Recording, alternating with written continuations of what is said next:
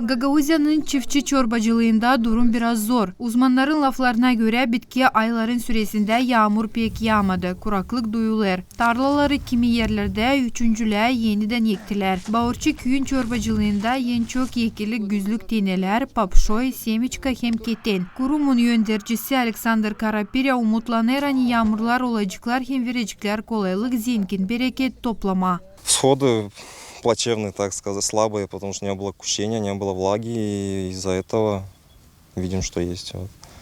Сейчас Durum zor. Yağmur yok. Bu ilk yazın besledik toprağa biraz. Pestisidi koyduk. Bekleriz yağmur yağsın. 100% bereket almayacağız o kadar ne kadar umutlanardık. 2-3 haftadan sonra belli olacak ta iyi ne var ne de yok. пока рано, думаю, через пару недель, больше так, как уже будет результат примерный.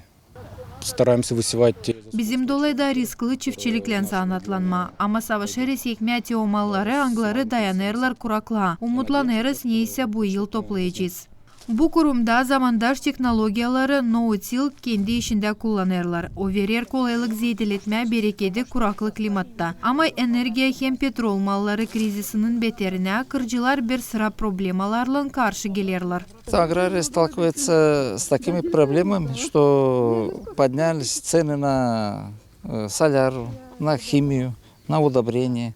Pahalar kalktı. Salyarka, kimya, toprak besleyicileri pahalı. Yağmur hiç yok. Umutlanırız hani kısa zamanda yağmur olacak. Дожди нужны, но нету дождей, и урожайность слабо будет. Baurçi köyün çiftçi çorbacılığı bakmayarak krizislara bağlı zorluklarla kendi teknikasını her yıl yenileder. Marina Tapal, Alexey Gerçu, GRT Haberler.